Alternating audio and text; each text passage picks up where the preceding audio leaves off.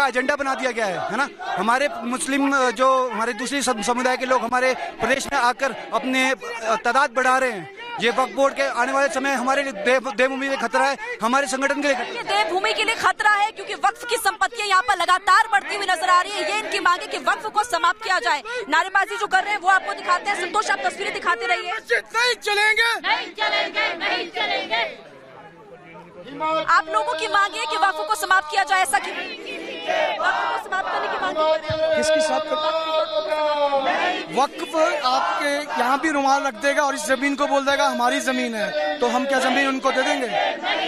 ये कांग्रेस सरकार के शासन में जो वक्फ बोर्ड बना था और जो हिमाचल में 2017 में इसको यहाँ पर ढंग से लागू किया गया, ये सिर्फ हिंदू माताओं बहनों को बाहर करने का एक षड्यंत्र है। तो वक्फ बोर्ड नहीं चाहिए तो नहीं चाहिए। जिंदाबाद। अगर 5 तारीख को कोर्ट ने आपके हित में फैसला नहीं सुनाया तो आगे क्या होगा? आगे हमारा आंदोलन जारी रहेगा। हमारी रणनीति बन रही है, उस पर भी आपको जल्दी पता चल जाएगा। लेकिन ये जो प्रदर्शनी है अब ये रुकने वाला नहीं है। देखिए, यहाँ पर नारेबाजी जो की जा रही है उसमें आप देख सकते हैं कि हिंदुओं में कितना ज्यादा आक्रोश इस वक्त है। और जाहिर तौर पर आक्रोश इसलिए क्योंकि यहाँ पर अवैध मस्जिद का निर्माण एक जगह पर किया गया है, लेकिन अलग अलग जिलों से भी इस तरह के मामले लगातार सामने आए हैं। और यहाँ पर कुछ और लोगों से भी हम बात करते हैं। हम लोगों की जो मांग है वो एक तो हम वक्फ बोर्ड को भंग करने की मांग कर रहे हैं, और दूसरे जो अवैध तरीके से यहाँ पर रोहिंग्या और बाहरी प्रवासी आ रहे हैं उनकी वेरिफिकेशन की जाए। जैसे कि आप जानते हैं अभी राज्यपाल जी ने भी संज्ञान लिया है। माफ कीजिएगा, आपको रोकना पड़ा। देखिए, आपको लगातार तस्वीरें हम दिखा रहे हैं, लेकिन एक रिपोर्ट आपको दिखाते हैं इस पूरे मामले से जुड़ी हुई। देखिए आप।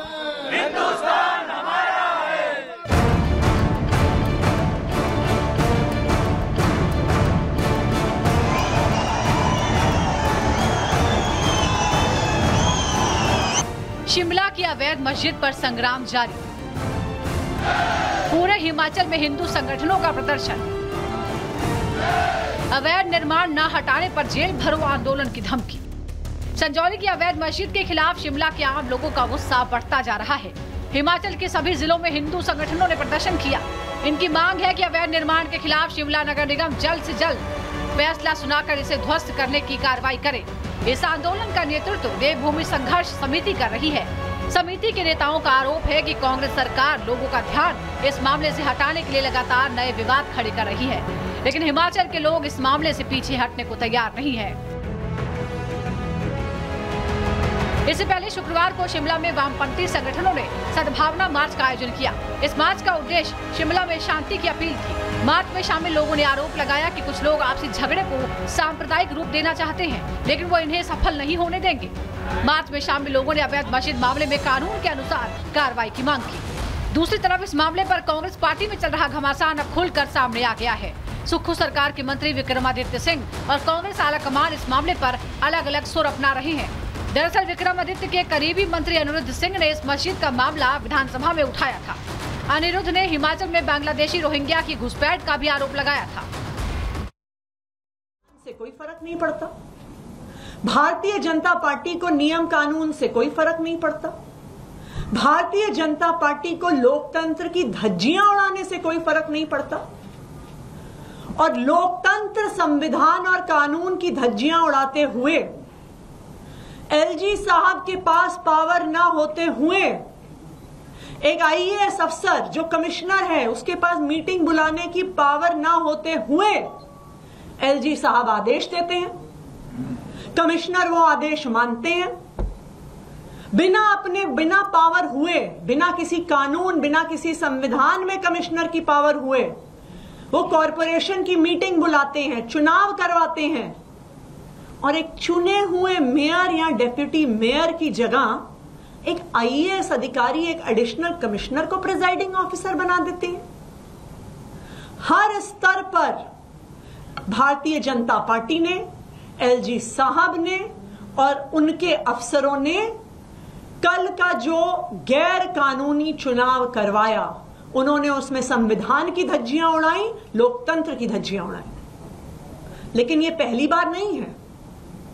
यह भारतीय जनता पार्टी का स्टैंडर्ड ऑपरेटिंग प्रोसीजर है।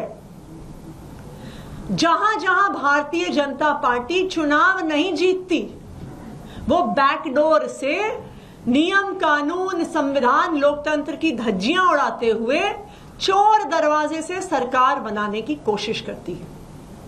हमने देखा है कि 2014 से 2024 तक जिन जिन राज्यों में भारतीय जनता पार्टी चुनाव हार गई, वहां पे ऑपरेशन लोटस के माध्यम से विधायकों की खरीद फरोख्त कर कर उन पर सीबीआई, ईडी का दबाव बनाकर वो बैकडोर से सरकार बनाते हैं।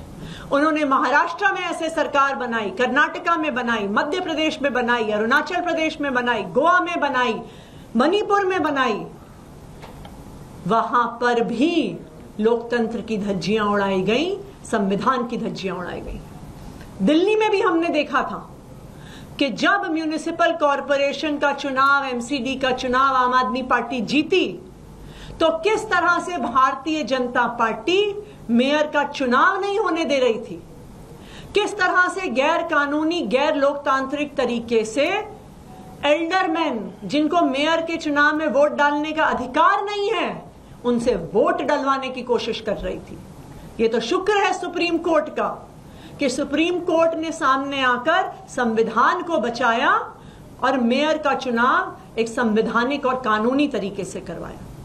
हमने देखा कि किस तरह चंडीगढ़ के मेयर के चुनाव में भारतीय जनता पार्टी के अनिल मसीह ने भारतीय जनता पार्टी के लिए चुनाव चोरी करने की कोशिश करी, लेकिन शुक्र है सुप्रीम कोर्ट का कि उन्होंने फिर से सामने आकर इस देश के लोकतंत्र को बचाया। मैं भारतीय जनता पार्टी को यह कहना चाहती हूं कि यह देश तुम्हारी गुंडागर्दी से नहीं चलता, यह देश संविधान से चलता है, यह देश कानूनों से चलता है, यह देश एक लोकतंत्र है और जनता की वोट से चलता है। तो अगर हिम्मत है तो आम आदमी पार्टी का चुनाव में सामना करके दिखाओ। अगर एमसीडी का चुनाव करवाना है तो डिसॉल्व करो एमसीडी, करवाओ एमसीडी का चुनाव, फिर दूध का दूध, पानी का पानी होने दो कि दिल्ली की जनता किसको चाहती है। लेकिन ये लोकतंत्र की हत्या करके, ये एलजी साहब की और आईएएस अफसरों की पावर की मिसयूज करके लोकतंत्र की हत्या बंद करो, वरना दिल्ली वाले आने वाले चुनाव में मुंह तोड़ जवाब भारतीय जनता पार्टी को देंगे। Thank you. Will you approve the Supreme Court, क्योंकि मैटर ऑलरेडी सुप्रीम कोर्ट के अंदर था, उन्हीं के इंस्ट्रक्शंस पे इलेक्शन हुए? देखिए, हम बिल्कुल सुप्रीम कोर्ट जाएंगे। आज ही सुप्रीम कोर्ट में पिटीशन फाइल होगी।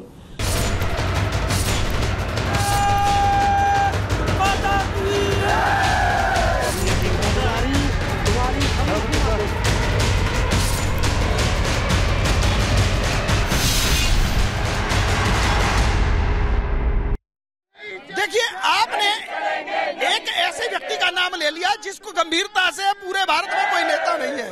मेरा सवाल ये है कि राहुल गांधी संबोधन देते हैं और राम मंदिर की प्राण प्रतिष्ठा को कहते हैं कि नाच गाना वहां पर हुआ। वो उनसे क्या अपेक्षा कर सकते हैं? उनसे क्या अपेक्षा की जा सकती है? जो खुद को कभी जनेऊधारी ब्राह्मण कहते हैं, कभी टोपी पहन के इस्लामिक और कभी कुछ बन जाते हैं, वो नहीं समझते हैं कि प्राण प्रतिष्ठा क्या होती है, सनातन समाज की क्या परंपरा है। नृत्य और गायन हमारी परंपराओं का एक हिस्सा है, इसलिए हमारी संस्कृति और हिंदू सनातन की जो है कोई जानकारी है ही नहीं, इसलिए वो ऐसी ओछी बात करना स्वाभाविक है। उनसे अपेक्षा कुछ और की नहीं जा सकती है। एक युवा भी हमारे साथ